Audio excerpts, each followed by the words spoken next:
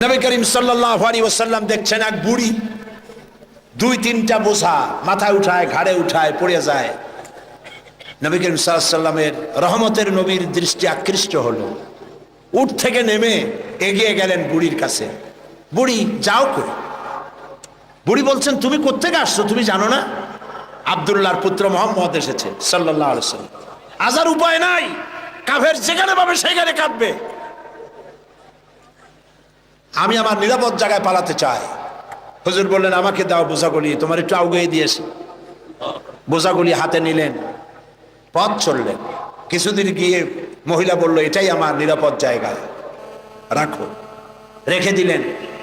বুড়ি কিছু পয়সা বের করে বলল, নাও কিছু পারিশ্রমিক। হুজুর বললেন, না আমি কোনো পারিশ্রমিক নেব না। বুড়ির চোখ এত বড় হয়ে গেছে। কাউকে এই দেশে মানুষ মানুষের উপকার করে বিনা পয়সায়? আশ্চর্য।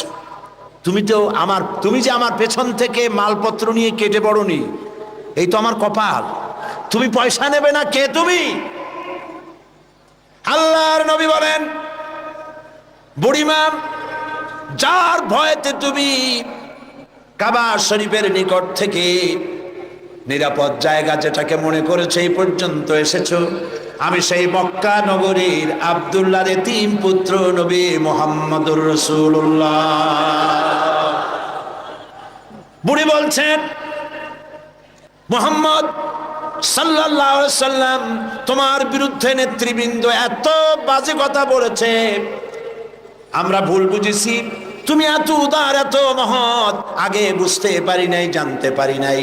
ভুলের মধ্যে ছিলাম, আমি আর কাফের রইলাম না, আমিও মুসলমান হয়ে গেলাম। লা ইলাহা ইল্লাল্লাহু মুহাম্মাদুর রাসূলুল্লাহ। নবীজি মসজিদে হারামে প্রবেশ করলেন। সব নেতারা কলা পাতা কচু পাতার মতো থরথর করে কাঁপছে। হুজুর জিজ্ঞেস করলেন, ও কুরাইশের নেতারা, আমার কাছে আজ কি ধরনের ব্যবহার তোমরা আশা করো? তারা বললেন, ওদের রূহ কি আছে ভেতরে? সব ঠোঁটের কাছে এসে গেছে। বলছে, মুহাম্মদ সাল্লাল্লাহু আলাইহি ওয়াসাল্লাম একজন উত্তম ভ্রাতা, একজন উত্তম ভ্রাতুষ্পুত্রের কাছ থেকে যে ধরনের ব্যবহার আশা করা যায়, আমরা সেই ধরনের ব্যবহার আপনার কাছে আশা করি। নবীজি বললেন, কুরাইশের নেতারা শোনো, তোমাদের ব্যাপারে আমি আজ সেই কথাই বলবো যেই কথা বলেছিলেন আমার ভাই ইউসুফ আলাইহিস সালাম মিশরের প্রেসিডেন্ট হিসেবে।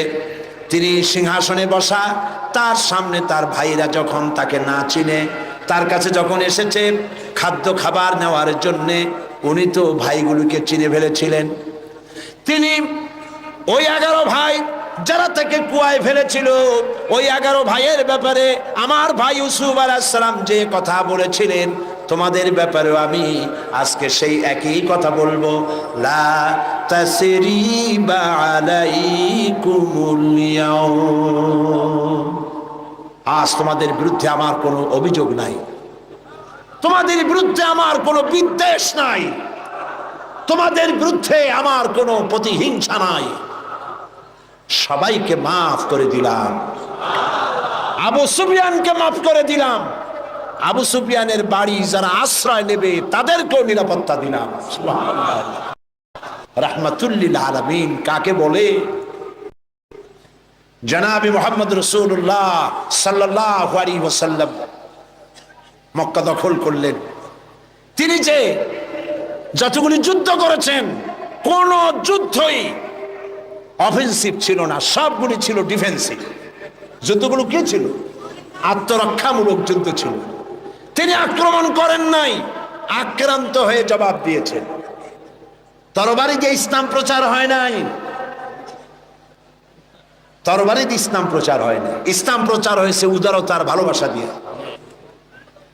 সেজন্যে বলতেছিলাম, নবী করিম সাল্লাল্লাহু আলাইহি সাল্লামের যত যুদ্ধ হয়েছে, কোন যুদ্ধ আক্রমণকারী তিনি ছিলেন না, আক্রান্ত হয়ে জবাব দিয়েছেন। এবং সমস্ত যুদ্ধে মুসলমান ছিল কম, কাফের ছিল বেশি। জয়যুদ্ধ হয়েছে কারা? বলেন না কারা? মুসলমানেরা আল্লাহ মুসলমানদেরকে বিজয় দান করেছেন সর্বত্র, বদরে, ওহদে, সব জায়গায়, আবারও করবেন ইনশাআল্লাহ। ফেজায়ে বদরে पैदा कुन फरिश्ते तेरी नुसरत को उतर सकते गर्दों से कतर अंदर कतर अब भी। বদরের মুসলমানদের মতো ঈমান যদি তোমাদের তৈরি হয়, আজও আকাশ থেকে কাতারে কাতারে ফেরেশতা আল্লাহ রাব্বুল আলামিন তোমাদের জন্য নাজিল করে দিতে পারে।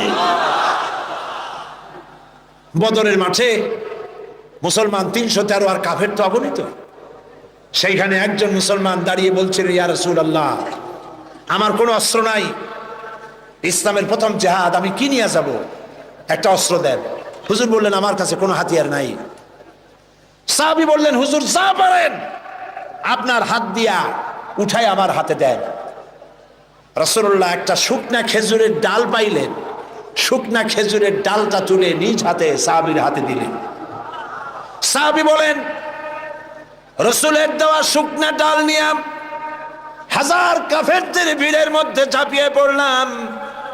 রাসূলের দেওয়া শুকনা খেজুরের ডাল দিয়ে যখন আঘাত করলাম, ধারালো তরবারি দিয়ে আঘাত করলে যেমন অবস্থা হয়, শুকনা ডালের আঘাতে কাফেরদের কল্লা কেটে পড়ে গেল মাটির উপরে।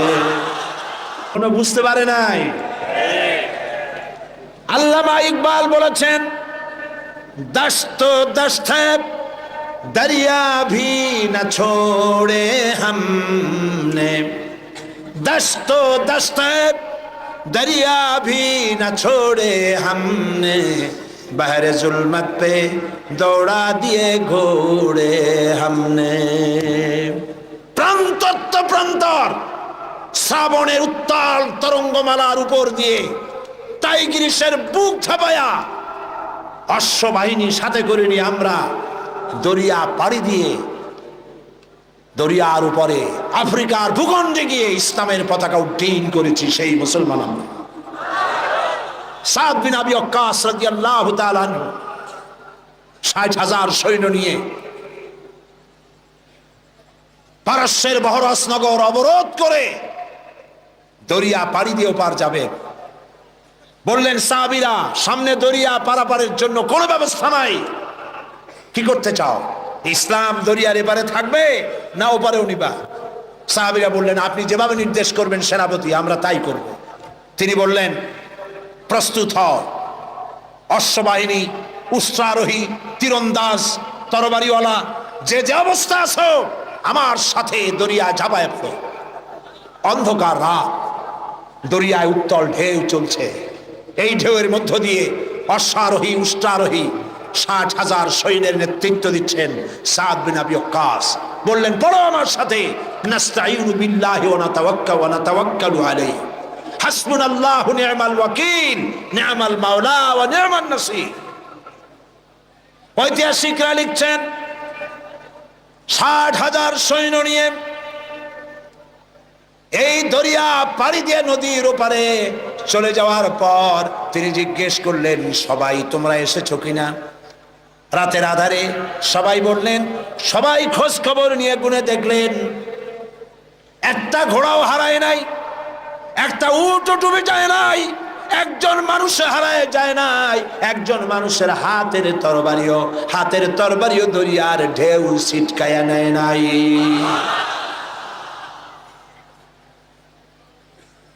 আফ্রিকার গভর্নর বুঝতে পেরেছে মুসলমানরা ঢুকেছে। সে তার সেনাপতিকে বলল, এই মুসলমানগুলির জায়গা করে দাও জঙ্গলের কাছে। জঙ্গলের ভিতরে যে সমস্ত হিংস্র প্রাণী আছে ওরাই খাইয়া শেষ করে দেবে, রাতের বেলায় যুদ্ধ করা লাগবে না। তাদেরকে ওখানে থাকতে দেওয়া হলো। হযরত সাদ বললেন, একটা মঞ্চ বানাও সাহাবীরা। একটা মস্ত মঞ্চ বানানো হলো। ইতিহাস শুনুন মুসলমান, আপনার জীবনের গৌরবোজ্জ্বল ইতিহাস মুসলমানরা ভুলে গেছে, যুবকরা ভুলে গেছে। আজকের যুবকরা চিন্তা করেছে তারা সূর্য সেনের উত্তরসূরি। আজকের যুবকরা মনে করছে তারা রবীন্দ্রনাথের উত্তরসূরি। ও মুসলমান, সূর্য সেনের উত্তরসূরি তোমরা নও, তোমরা শহীদ তীতমণির উত্তরসূরি। শাহজালালের উত্তরসূরি, খান জাহানের উত্তরসূরি, খালিদ বিন ওয়ালিদের উত্তরসূরি। মঞ্চের উপরে উঠে দাঁড়ালেন, মঞ্চ নির্মিত হয়ে গেল। হযরতে সাদ মঞ্চের উপরে দাঁড়িয়ে জঙ্গলের দিকে তাকিয়ে বললেন,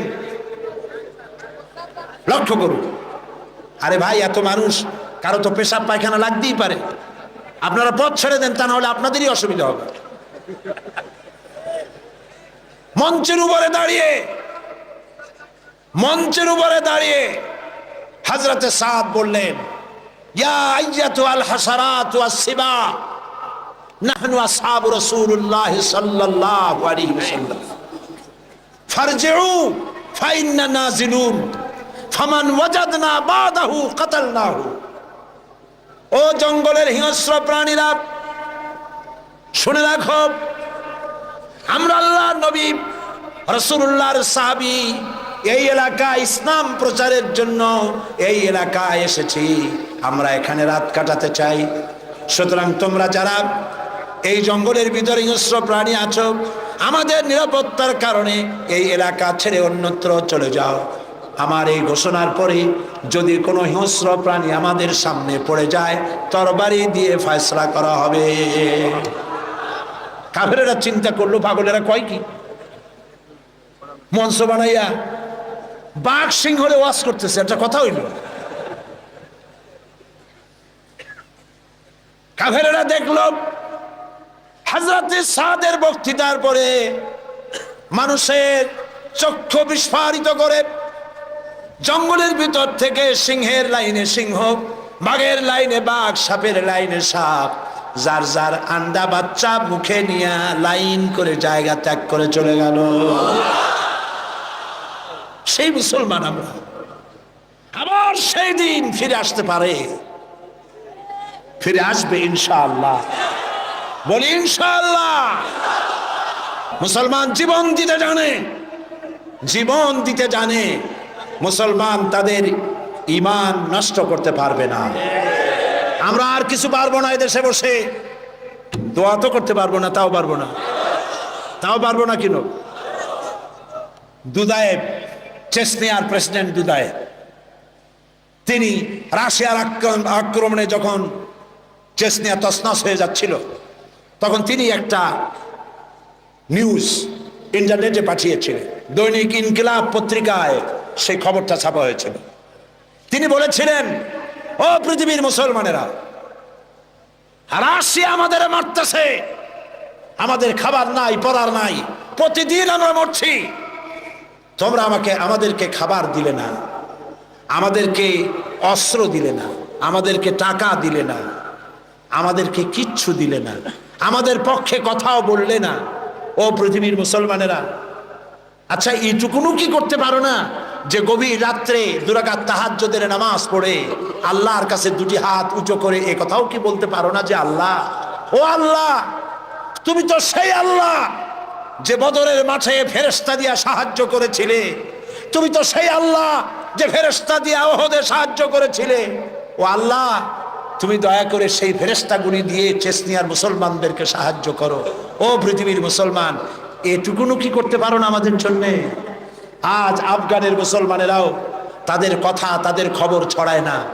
ওরা মারে, এটা ছড়ায়, কিন্তু এরা কত মারে সেইটা বলার মতো, সেইটা নিউজ দেওয়ার মতো নিউজ মিডিয়াও তাদের হাতে নাই। তাদের সাহায্য করার জন্য আল্লাহ ছাড়া কেউ নাই। এই জন্য আজ প্রাণ ভরে দোয়া করতে হবে আফগানের মুসলমানদের জন্য। আমি বাংলাদেশের এক ছোট্ট ব্যক্তি, আল্লাহর এক নগণ্য গোলাম। আমি বিশ্বাস করি, মনে প্রাণে বিশ্বাস করি, আজ হোক কাল হোক, কাবা শরীফ ভাঙতে এসে আব্রাহার যে দশা করেছিলেন আল্লাহ, আফগানিস্তানের বুকে বুশের সেই দশা আল্লাহ করে দিবেন। বুশ হবে ইতিহাসের শেষ আব্রাহা ইনশাআল্লাহ।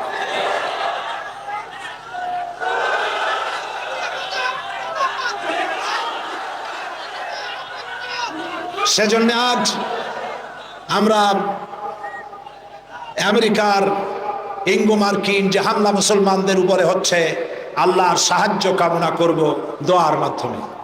যত মানুষ দাঁড়ায় আছেন রাস্তায়, যত মানুষ দাঁড়ায় আছেন আশেপাশে, সব দোয়ার জন্য বসে পড়বেন, মোনাজাত হবে।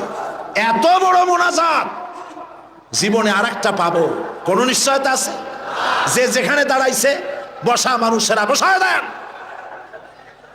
এত বড় মোনাজাত যার কপালে নাই সে তো কপাল পোড়া। যে যেখানে দাঁড়িয়েছে বসায় দেন। আর জোরে সোরে জিকির করেন সাল্লাল্লাহু আলাইহি ওয়াসাল্লাম। তার সম্পর্কে সূরা নাহলের মধ্যে আল্লাহ পাক বলেছেন, নবুয়ত রিসালাত সম্পর্কে আল্লাহ পাক কথাটা এভাবে বলেছেন, وعلى الله قصد السبيل ومنها جائر ولو شاء لهداكم أجمعين। আর সোজা রাস্তা বলে দেওয়ার দায়িত্ব আমার, যেখানে রয়েছে অসংখ্য বাঁকা পথ, আর আমি ইচ্ছে করলে গোটা পৃথিবীর সমস্ত মানব মণ্ডলীকে হেদায়েত করে দিতে পারতাম। সোজা রাস্তা বলে দেওয়ার দায়িত্ব আমার। সেই সোজা রাস্তা বলে দেওয়ার দায়িত্ব আল্লাহ নিজে গ্রহণ করে নবীদের পাঠিয়েছেন। এজন্য পৃথিবীর সর্বশ্রেষ্ঠ মানুষ হলেন আল্লাহর নবীরা। বলুন তো সর্বশ্রেষ্ঠ মানুষ কারা? যাদের কোনো ভুল নাই, ত্রুটি নাই। আজ লক্ষ লক্ষ জনতা সার্কিট হাউস ময়দানে পকেটের পয়সা খরচ করে এখানে এসেছেন, ঠিক কিনা বলুন? বাস ভাড়া, ট্রাক ভাড়া দেওয়া হয়েছে, রিক্সা ভাড়া দেওয়া হয়েছে, মাহফিলের পরে খেতে দেওয়া হবে শিবির, এমন কোনো কথা বলেছে? নিজের পয়সা খরচ করে জানতে এসেছি এমন একটি মানুষকে যিনি আমাদের বাংলাদেশি নন। মুহাম্মদ সাল্লাল্লাহু আলাইহি ওয়াসাল্লাম বাংলাদেশি? তিনি, তার গায়ের রং আমাদের রঙের মতো, তিনি আমাদের ভাষায় কথা বলতেন, তিনি আমাদের রক্ত সম্পর্কীয় আত্মীয়দের মধ্যে কেউ? তাহলে রক্ত সম্পর্কীয় আত্মীয়দের মধ্যে কেউ নন, আমার দেশের মানুষও নন, আমার রঙেরও নন, আমার ভাষারও নন। অথচ এই ব্যক্তির জন্য লাখো লাখো জনতা ঢল নেমেছে সার্কিট হাউস ময়দানে। এই ঢল নেমেছে কি সাইদিকে দেখার জন্য? নিশ্চয়ই নয়। আজকের এই ঢল নেমেছে বিশ্বনবী মুহাম্মদ রাসূলুল্লাহ সাল্লাল্লাহু আলাইহি ওয়াসাল্লামকে জানার জন্য। কেন এই আগ্রহ? আচ্ছা, এই আগ্রহ কি শুধুমাত্র খুলনার মানুষের? না, গোটা বিশ্বের সমস্ত মানুষের মুহাম্মদ সাল্লাল্লাহু আলাইহি ওয়াসাল্লামের প্রতি আগ্রহ। কারণ দুনিয়ায় যত নেতা এসেছেন, সমস্ত নেতা কথা বলেছেন, সংগ্রাম করেছেন নিজের দেশের জন্য, সংগ্রাম করেছেন, লড়াই করেছেন, জেল খেটেছেন, কষ্ট করেছেন, বক্তব্য রেখেছেন নিজের দলের জন্য, দেশের জন্য, নিজের ভাষার জন্য, নিজের আঞ্চলিক এলাকার জন্য, ঠিক কিনা বলেন? পৃথিবীর যে কোনো দেশের নেতা এই চরিত্রে, প্রত্যেকটি নেতা, পৃথিবীর যে কোনো নেতার নাম আপনি বলবেন, সব নেতা নিজের অঞ্চল, নিজের ভাষা, নিজের মানুষ, নিজের দল, এই জন্যই কথা বলেছে সারা দুনিয়ায়। বিশ্ব মানবতার জন্যে কথা বলেছেন, নারীর জন্য, সাদা মানুষের জন্য, কালো মানুষের জন্যে, নির্যাতিত মানবতার জন্যে, শ্রমিকের জন্যে, কৃষকের জন্যে, বিশ্বব্যাপী সমস্ত মানুষের অধিকারের কথা পৃথিবীতে একজনই বলেছেন, যার নাম বিশ্ব নবী, বিশ্ব নেতা, সাইয়্যিদুল মুরসালিন, আশরাফুল আম্বিয়া, মুহাম্মদ রাসূলুল্লাহ সাল্লাল্লাহু আলাইহি ওয়াসাল্লাম। আপন চরিত্র মাধুর্য দিয়ে পৃথিবীকে তিনি জয় করেছেন। তিনি যুদ্ধ করে পৃথিবীকে জয় করেননি, যুদ্ধ করে মানুষকে পদানত করেননি। তিনি মানুষের মন জয় করেছেন, মানুষকে আকর্ষণ করেছেন অনুপম চরিত্র মাধুর্য দিয়ে। আল্লাহর নবী মুহাম্মদ রাসূলুল্লাহ, সবাই বলেন সাল্লাল্লাহু আলাইহি ওয়াসাল্লাম, তার চরিত্রের প্রতি আকৃষ্ট হয়েছেন গোটা বিশ্ব। আল্লাহ পাক নিজেই যার চরিত্রের সার্টিফিকেট দিচ্ছেন। আল্লাহ রাব্বুল আলামিন বলেন, ওয়া ইন্নাকা লাআলা খুলুকিন আযীম। নবী হে, আপনি হচ্ছেন মহান চরিত্রের অধিকারী। সুবহানাল্লাহ বলবেন না? কে দিচ্ছেন এই সার্টিফিকেট? কে দিচ্ছেন? ও নবী, আপনি মহান চরিত্রের অধিকারী, খুলুকিন আযীম।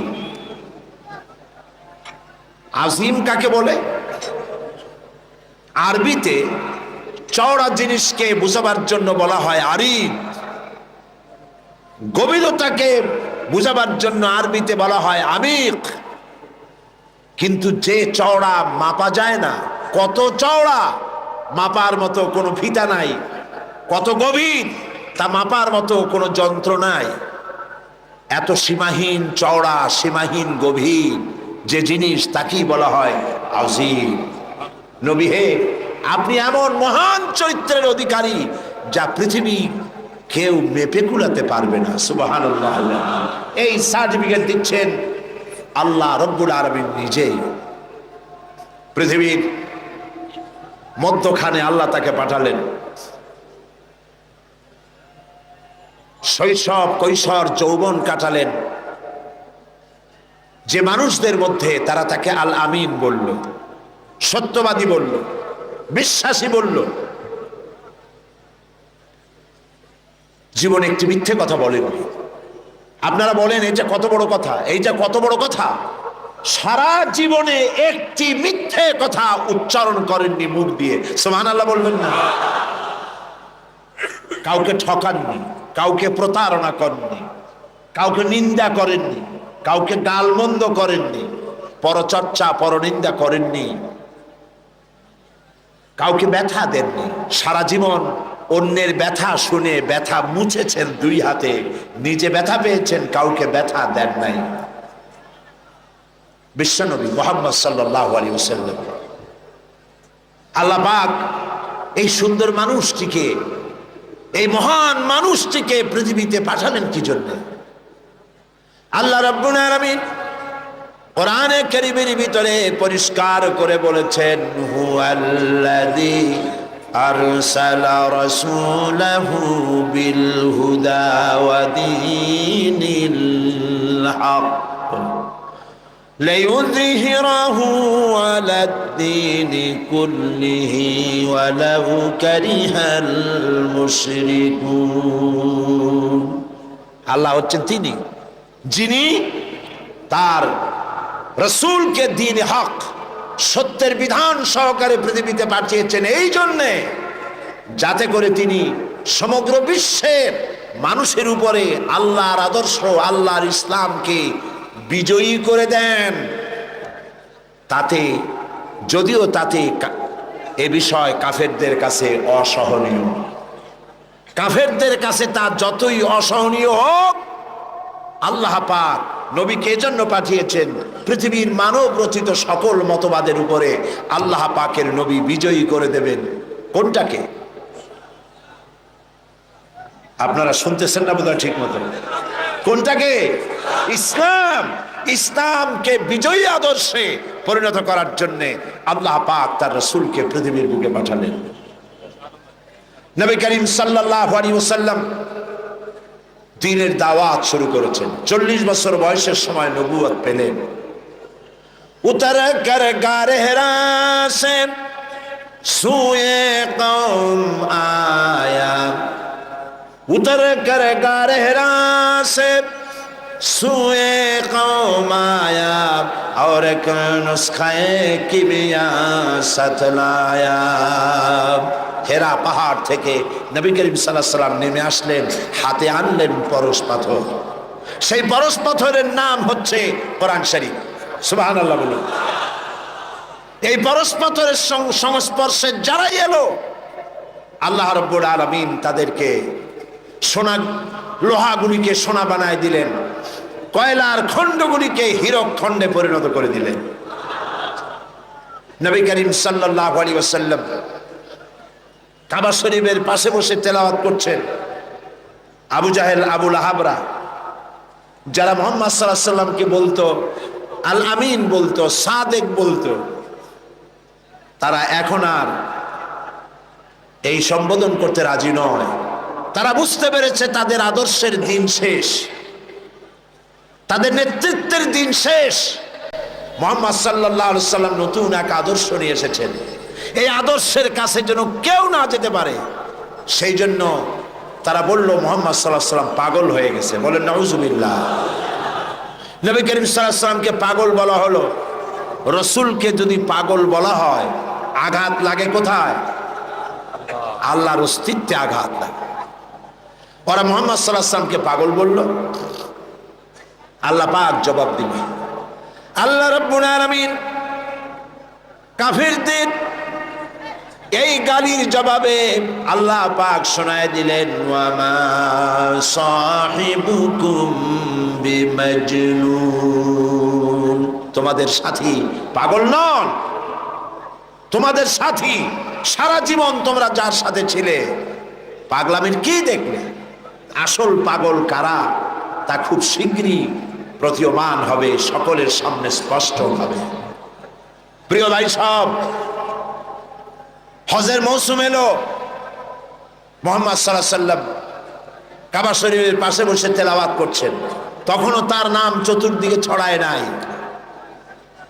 ওরা ছড়াচ্ছে পাগল বলে, জেনে ধরা রুগী বলে, কাহেন বলে, সাহের বলে, গণক, জাদুকর, পাগল, এই সব ছড়াচ্ছে।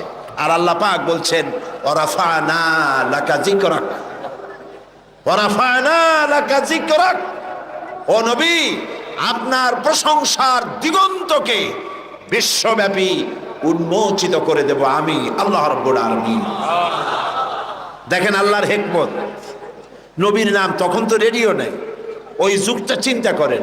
রেডিও নাই, টেলিভিশন নাই, পত্রপত্রিকা নাই, ক্যাসেট নাই, ভিসিডি নাই, সিডি নাই, ভিডিও নাই।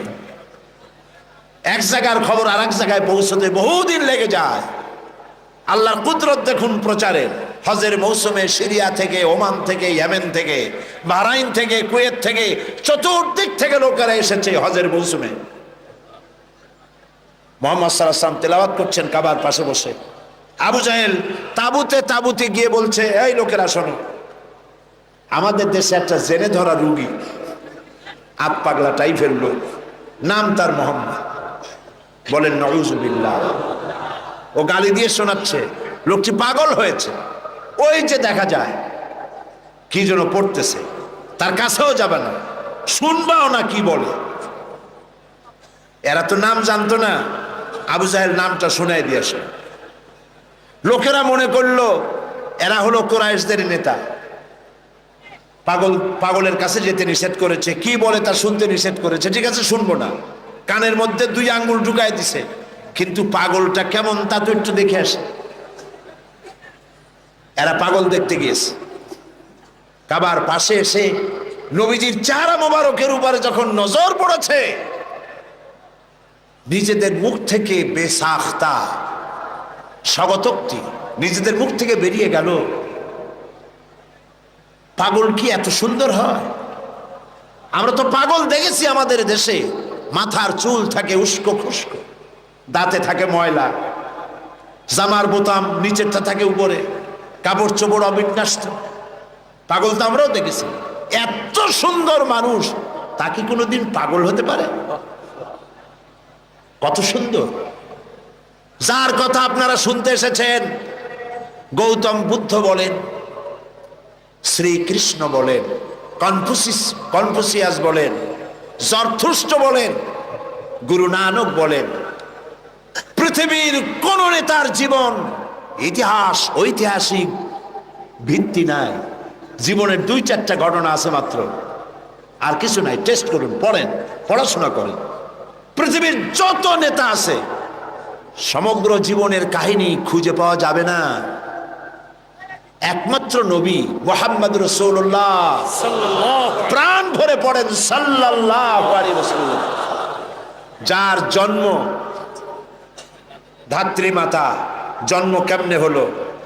ধাত্রী মাতা, লালন পালন, শৈশব, কৈশোর, যৌবন, বিবাহ, হিজরত, নবুয়ত, যুদ্ধ বিগ্রহ, কেমনে হাসি দিতেন, কেমনে কথা বলতেন, মাথার চুল, মুখের দাড়ি, কয় গাছ পেকেছিল, কত কাঁচা কাঁচা ছিল, কিভাবে খানা খেতেন, কিভাবে টয়লেটে যেতেন, কিভাবে স্ত্রীর সঙ্গে সম্পর্ক রক্ষা করতেন, কিভাবে বাচ্চাদের সাথে ব্যবহার করতেন, কেমনে রাষ্ট্র চালাতেন, কেমনে যুদ্ধ করতেন, ছোট্ট তুচ্ছ জিনিস থেকে শুরু করে রাষ্ট্র পরিচালনা পর্যন্ত জীবনের সব কথা লিপিবদ্ধ হয়েছে। পৃথিবীতে এমন একজনও নাই, একজনই আছেন, জনাবে মুহাম্মদ রাসূলুল্লাহ সাল্লাল্লাহু আলাইহি ওয়াসাল্লাম। শামাইলে তিরমিজি বাংলা হয়ে গেছে, মেহেরবানি করে পড়েন, মেহেরবানি করে পড়েন, পড়ে দেখুন রাসূলুল্লাহর জীবনে কেমনে খানা খাইতেন, কেমনে হাঁটতেন, কেমনে বসতেন, কেমনে হাসতেন, কেমনে কাঁদতেন, সব লিপিবদ্ধ হয়েছে, কোনো কথা বাদ পড়ে নেই। সুবহানাল্লাহ। কারণ পৃথিবীর নেতারা তাদের জীবন দুই ভাগে বিভক্ত, একটা হচ্ছে পার্সোনাল লাইফ, আর একটা হচ্ছে প্রাইভেট, কি বলে, public life, public character, personal character. চরিত্রটা দুই রকম, ব্যক্তিগত চরিত্র আর মানুষের সামনে দেখাবার মতো আরেকটা চরিত্র। নবী করিম সাল্লাল্লাহু আলাইহি ওয়াসাল্লামের চরিত্র এরকম ছিল না। কোন নেতা এই সাহস করবে না তার স্ত্রীকে বলার, স্ত্রীর কাছেই তার স্বামীর সমস্ত দুর্বলতা স্ত্রীর জানা থাকে। কথা ঠিক কিনা? কে সাহস করবে তার ড্রাইভারকে বলবে, তার স্ত্রীকে বলবে, তার বন্ধুদেরকে বলবে, আমার ছাত্র জীবন থেকে শুরু করে এই পরিণত বয়স পর্যন্ত যা যা যেখানে যা করেছি দিনে রাত্রে সব বলে দাও মানুষের কাছে? পারবে না। পারবেন বিশ্বনবী মুহাম্মদ রাসূলুল্লাহ সাল্লাল্লাহু আলাইহি ওয়াসাল্লাম। আল্লাহর নবী সাহাবায়ে কিরামদের বলেছেন, ও আমার সাহাবীরা, দিনের আলোতে আমার ভিতরে যে আচরণ তোমরা দেখতে পাও, রাতের আধারে আমার ভিতরে যে আচরণ তোমরা দেখতে পাও, ও আমার স্ত্রীরা, রাতের আধারে কপাট বদ্ধ রুমের ভিতরে আমার যে আচরণ দেখতে পাও, বদ্ধ দরজার বাইরে দিনের বেলায় রাতের বেলায় যে আচরণ আমার দেখতে পাও, যে চাল চলন দেখতে পাও, সব কিছু খুলে খুলে মানুষের সামনে বলে দাও। এরকম আসতে কইলেন সুবহানাল্লাহ। এই হলেন বিশ্বনবী, এই হলেন বিশ্বনবী। ফাইনা তাযহাবুন, ও মুসলমানেরা, আসল নেতা থুইয়া কোন নেতার পিছনে দৌড়া? হায় রে কপাল পোড়া মুসলমান, তোমার নেতা আমার নেতা সাতামাতা সাতামাতা এইসব মাইসে কয়। তোমার নেতা আমার নেতা বিশ্বনবী মুস্তাফা সাল্লাল্লাহু আলাইহি ওয়াসাল্লাম। চিল্লায় বলো, তোমার নেতা আমার নেতা কে?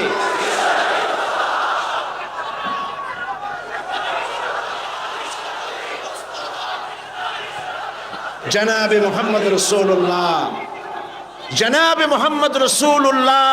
সবাই বলেন সাল্লাল্লাহু আলাইহি ওয়াসাল্লাম। সুবহানাল্লাহ, কি চরিত্র, কি সুন্দর। হযরত আনাস রাদিয়াল্লাহু তাআলা আনহু 8.5 বছরের কিশোর, একেবারে বাচ্চা না, 8.5 বছরের কিশোর মুহাম্মদ সাল্লাল্লাহু আলাইহি ওয়াসাল্লামের খেদমতে নিয়োজিত হয়েছেন। আপনারাই বলেন, 8.5 বছরের ছেলে, সে কি সব কথা বোঝে? তারে যদি বলা হয় গরম পানি আনো, সে তো ফ্রিজের পানি নিয়ে আসবে, বুঝতে পারবে না। স্যান্ডেল আনো, আনবে জুতা। বিছানা বিছাও, বিছানা উঠায় থবে। ছোট্ট মানুষ তো, ভুল হইতেই পারে। সে আনাস রাদিয়াল্লাহু তাআলা আনহু কি বলছেন রাসূল সম্পর্কে, আহারে। হযরত আনাস বলেন, 8.5 বছর বয়স থেকে নিয়ে একটানা 10 বছর পর্যন্ত নবী মুহাম্মদ রাসূলুল্লাহ সাল্লাল্লাহু আলাইহি ওয়াসাল্লামের খাদেম হিসেবে হুজুরের সাথে থাকার সৌভাগ্য আমার হয়েছিল। 10টি বছরের ভিতরে একটি বারের জন্য আল্লাহর নবী আমাকে চোখ রাঙাইয়া ধমকের সুরে একবারও বলেন নাই, আনাস এটা কেন করেছো অথবা এটা কেন করো নাই। সেই হযরত আনাস বলেন, একবার নিয়ে গেলাম রাসূলকে আমার বাড়ি দাওয়াত খাওয়াইতে। হুজুর সাল্লাল্লাহু আলাইহি ওয়াসাল্লাম আমার বাড়িতে খানা খেয়ে বাইরে বেরিয়েছেন। ওটা ছিল পূর্ণিমার রাত। আমার মা বাইরে এসে একবার পূর্ণিমার চাঁদের দিকে তাকান, আর একবার রসুলের চেহারার দিকে তাকান। বারবার তাকাতাকি করছে। আমি প্রশ্ন করলাম, মা পূর্ণিমার চাঁদ আর রসুলের চেহারায় বারবার তাকাইয়া দেখো কি? মা আমার বলল, আনাস রে, আমি পূর্ণিমার চাঁদ আর রসুলের চেহারার সঙ্গে কম্পেয়ার করতেছিলাম, তুলনা করতেছিলাম। আমার মনে হলো নবীজি যখন ঘরের থেকে বাইরে নেমেছেন, নবীজির চেহারার সামনে, নবীজির চেহারার সৌন্দর্যের সামনে পূর্ণিমার চাঁদ যেন ম্লান হয়ে গিয়েছে। পূর্ণিমার চাঁদের মধ্যে কলঙ্ক কালিমা আছে, আল্লাহর নবীর চেহারার ভিতরে কোনো কালিমা দেখতে পেলাম না। রাসূলুল্লাহর এই চেহারা দেখে বিভিন্ন দেশ থেকে আগত কাফেরেরা হুজুরের চেহারা দেখে পাগল হয়ে গেছে। তারা নিজেরাই বলতেছে, পাগলের সুরত এইরকম হয় নাকি? অসম্ভব, নিশ্চয়ই এই লোকটি পাগল নয়। আচ্ছা কি বলে শুনি। কানের মধ্যে তো আঙ্গুল দেওয়া ছিল, আঙ্গুল বাইর করে বেড়াইছে। নবীজি তেলাওয়াত, হুজুর সাল্লাল্লাহু আলাইহি ওয়াসাল্লাম তেলাওয়াত করছেন। ভালো কারি যারা, সুন্দর গলার আওয়াজ আল্লাহ যাদেরকে দান করেছেন, সেই সুন্দর গলার আওয়াজ দিয়ে যখন তেলাওয়াত করে কারি, কেমন লাগে? খারাপ লাগে না মজা লাগে?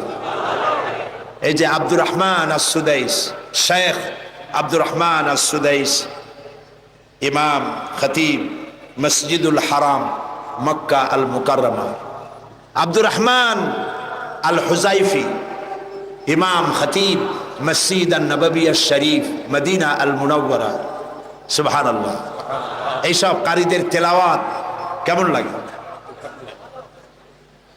কারি আব্দুল সামাদ আব্দুল বাসেত, একজন আমেরিকা আমাকে বলেছিল যে কারি আব্দুল বাসেত যখন তার মায়ের পেট থেকে দুনিয়া আসছিল, তার মা যে কত কত কেজি মিশ্রি তারে খাওয়াইছিল, চিনি খাওয়াইছিল, আল্লাহই জানে। সুবহানাল্লাহ। সাধারণ মানুষের তেলাওয়াত শুনলে চোখ দিয়ে অর্থ বোঝে না, চোখ দিয়ে পানি পড়তে থাকে। কোরআনের প্রতি যাদের মহব্বত আছে, অর্থ বোঝে না, চোখ দিয়ে পানি পড়ে। এ কোনো সাধারণ কারি নয়। এখন তেলাওয়াত করতেছেন তিনি, যার উপরে কোরআন নাজিল হয়েছে। সুবহানাল্লাহ। আল্লাহর নবীর তেলাওয়াত কাফেরদের কানের মধ্য দিয়া কলিজার ভিতরে প্রবেশ করা শুরু করে দিয়েছে। বাইরের থেকে যে লোকগুলি আসলো, নবীজির মুখে তেলাওয়াত শুনে নিজেদের অজান্তেই তাদের মুখ থেকে বেরিয়ে গেল, লা ইলাহা ইল্লাল্লাহু মুহাম্মাদুর রাসূলুল্লাহ। জোরে সরে পড়েন, লা ইলাহা লা ইলাহা ইল্লাল্লাহ। আরো জোরে, লা ইলাহা নাই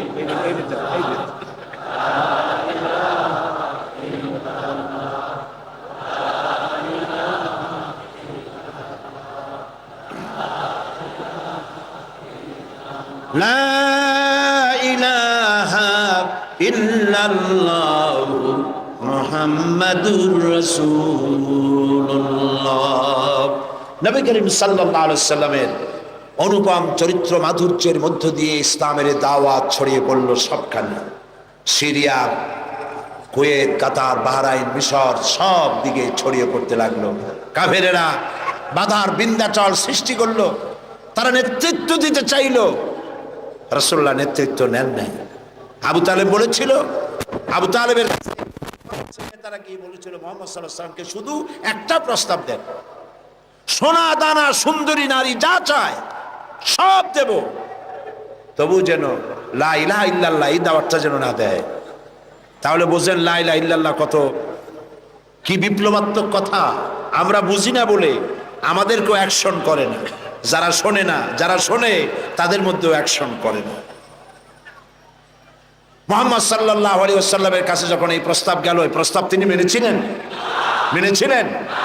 আল্লাহর নবী বলেছিলেন, চাচা আবু তালেব নেতৃবৃন্দকে শুনিয়ে দেন, সোনা দানা টাকা পয়সা তো দূরের কথা, যেটা তারা দিতে পারবে না, তাও যদি তারা দিতে পারে আকাশের ওই সূর্যটা এনে যদি ওরা মুহাম্মদ সাল্লাল্লাহু আলাইহি ওয়াসাল্লামের হাতে, ডান হাতে উঠায় দেয়, আকাশের ওই পূর্ণিমার চাঁদটা ধরে এনে ওরা যদি মুহাম্মদ সাল্লাল্লাহু আলাইহি ওয়াসাল্লামের বাম হাতে তুলে দেয়, এরও বিনিময় আল্লাহর নবী মুহাম্মদ রাসূলুল্লাহ সাল্লাল্লাহু আলাইহি ওয়াসাল্লাম এক মুহূর্তের জন্য তাওহীদের দাওয়াত বন্ধ করে দেবে না।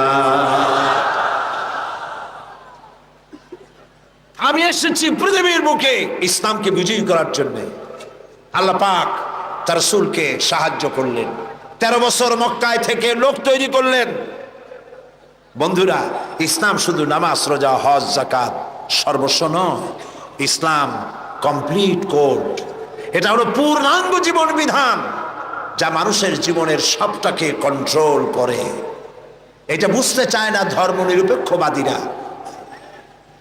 আল্লাহ তৈরি করেছেন ইসলাম, শয়তান তৈরি করেছে সেকুলারিজম। ধর্মনিরপেক্ষ মতবাদ কে তৈরি করেছে? জোরে বলেন, কে করেছে? শয়তান তৈরি করেছে। আর আল্লাহ সৃষ্টি করেছেন, তৈরি করেছেন মানবতার কল্যাণের জন্য ইসলাম। সমস্ত নবীদেরকে আল্লাহ পাক কিসের উপরে পাঠাইছেন? কি প্রচার করতে পাঠাইছেন? বলেন, জবাব দেন, কি প্রচার করতে পাঠিয়েছেন? ধর্ম নিরপেক্ষ মতবাদ প্রচার করতে আল্লাহ যে নবীকে পাঠাইছেন সেই নবীর নাম কোন? কোন নবীকে পাঠাইছেন? ধর্ম নিরপেক্ষ মতবাদ প্রতিষ্ঠার জন্য পৃথিবীতে এসেছে শয়তান। কে এসেছে? চিল্লায় বলেন। কাজী ওদের কাছে ধর্ম হলো বিপদ, ধর্ম নিরপেক্ষ মতবাদীদের কাছে ধর্ম হলো বিপদ। আর ইসলাম মানবতার কল্যাণ সাধনে পৃথিবীতে ইসলাম এসেছে। তুমি কেন ধর্মনিরপেক্ষ মতবাদী হবে? তোমাকে ইসলামে আসতে হবে, কারণ ইসলাম আল্লাহর তৈরি করা। 13 বছর বসে লোক তৈরি করলেন নবীজি। কেমন লোক?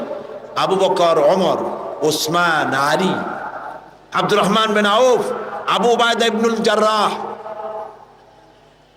খাব্বাব, খুবাইব, আম্মার রিদওয়ানুল্লাহি তাআলা আলাইহিম আজমাইন। এই সব সাহাবী সব তৈরি হয়ে গেল। এই পথে, ইসলাম প্রতিষ্ঠার পথে বাধা দিল বৃদ্ধরা, আর সহযোগিতা করলো যুবকেরা। তাও সুবহানাল্লাহ কইতে ইচ্ছা করে না। দেখেন নবীজি কি বলছেন।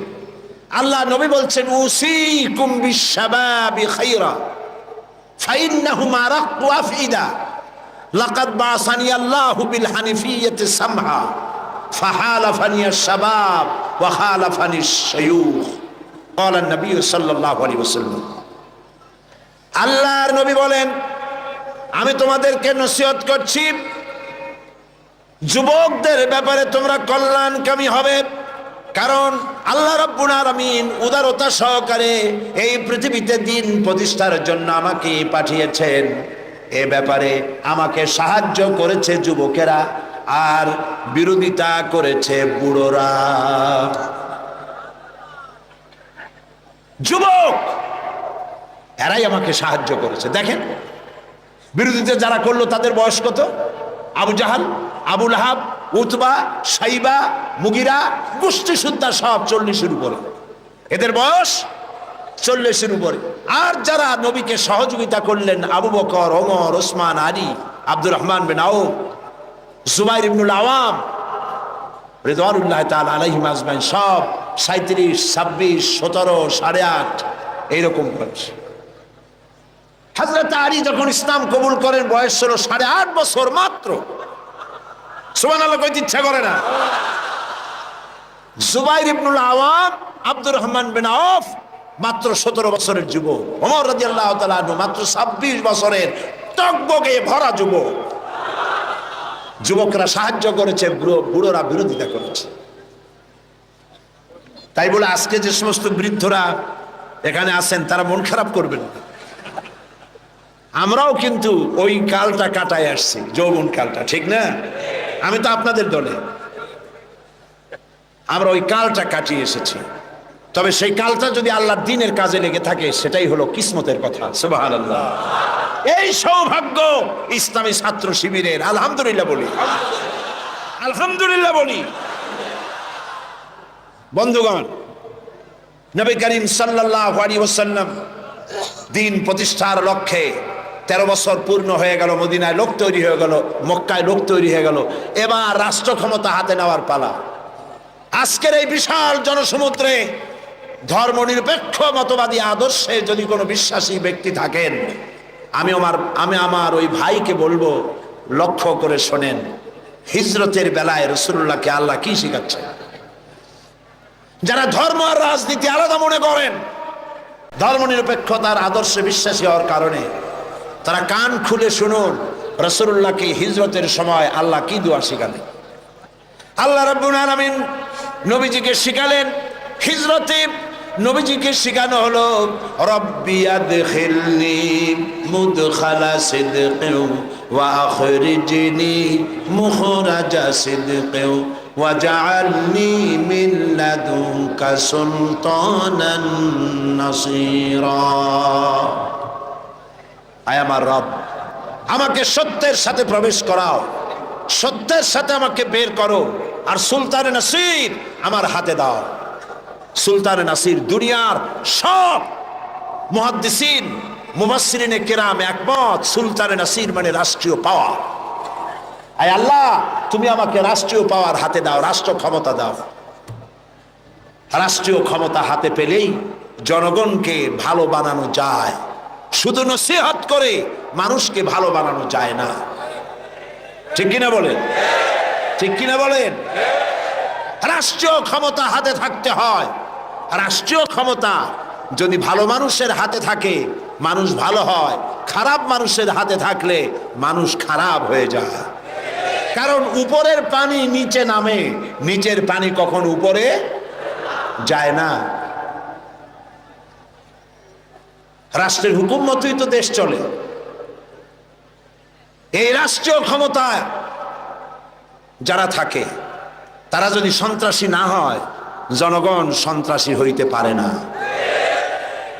রাষ্ট্রীয় ক্ষমতায় যারা থাকে তারা যদি দুর্নীতিবাজ না হয়, তাহলে জনগণও দুর্নীতিবাজ হইতে পারে না। রাষ্ট্রীয় ক্ষমতায় ভালো মানুষ যদি যায় তাহলে দেশ ভালোভাবে চলতে পারে। ঠিক কিনা? আল্লাহর নবী আরো বলেছেন, আকাশের অসংখ্য তারকা পুঞ্জের ভেতরে পূর্ণিমার চাঁদের যে মর্যাদা, আল্লাহ রব্বুল আলামিনের নবী বলেন আমার উম্মতের মধ্যে আমার উলামাদের সেই মর্যাদা। এদেশে ইসলাম, সততা, চরিত্র, দ্বীন, ঈমান যতটুকু টিকে আছে তা আলেমদের কারণে, হাক্কানি পীর বুজুর্গদের কারণেই তা টিকে আছে। সুবহানাল্লাহ বলেন, আলহামদুলিল্লাহ বলেন। ইসলামী আন্দোলন, আলেম ওলামা, পীর বুজুর্গ, মাদ্রাসা মসজিদ, এরা এদেশের ঈমান, আমান, চরিত্র, দ্বীন, আমানতদারি, টুপি, দাড়ি এরাই টিকায় রাখছে। আলহামদুলিল্লাহ বলেন। সেজন্য ভাইরা, নবী করিম সাল্লাল্লাহু আলাইহি ওয়াসাল্লাম পৃথিবীতে এসেছিলেন দ্বীন প্রতিষ্ঠার জন্য। কাফেরেরা বরদাস্ত করতে পারে নাই। তারা চেয়েছে আল্লাহর দ্বীনকে দুনিয়া থেকে মিটায় দেবে। ওরা চায় দ্বীন মিটায় দেবে, আল্লাহ চান দ্বীন প্রতিষ্ঠা করবেন। কথা টিকবে কার? বলেন টিকবে কার? আল্লাহ রাব্বুল আলামিনের কথাই টিকবে। কালিমাতুল্লাহি হিয়াল উলিয়া, আল্লাহর কথাই সর্বোচ্চ থাকবে। আল্লাহ রাব্বুল আলামিন কোরআনে কারীমের মধ্যে বলে দিয়েছেন, ওয়ালা তাহিনু ওয়ালা তাহজানু ওয়া আনতুমুল আ'লাউনা ইন কুনতুম মুমিনিন। কোনো ভয় নাই, কোনো চিন্তা নাই, যদি তোমরা মুমিন হও আমি আল্লাহ রাব্বুল আলামিন তোমাদেরকে জয়ী করে দেব। বিজয় তোমরাই লাভ করবে। নবী করিম সাল্লাল্লাহু আলাইহি ওয়াসাল্লাম হিজরত করলেন, মক্কা শরীফ থেকে মদিনায় চলে এলেন। তিনি আজ মদিনা স্টেটের প্রেসিডেন্ট। সুবহানাল্লাহ বলেন। রাতের আধারে এসেছেন, রাতের আধারে এসেছেন, একজন মানুষ সাথে নিয়ে। আজ রাসূলুল্লাহ প্রেসিডেন্ট, বদরের বিজয় হয়েছে, ফতে মক্কার সময় এসেছে, রাসূলুল্লাহ মক্কা দখলের জন্য যাচ্ছেন। সাথে আজ কত লোক? 10,000। কয় হাজার? 10,000। সেনাবাহিনী সাহাবীদের সাথে নিয়ে চলেছেন, হাতে 10,000 তরবারি চকমক করছে। মক্কার পাশে এসে যখন পৌঁছে গেছেন, আরে যে ব্যক্তি রাতের আধারে একজন মানুষ সাথে নিয়ে আত্মগোপন করে মদিনায় এলেন, আল্লাহ তাকে আজকে প্রেসিডেন্টের বেশে মক্কায় পৌঁছায় দিচ্ছেন। সুবহানাল্লাহ।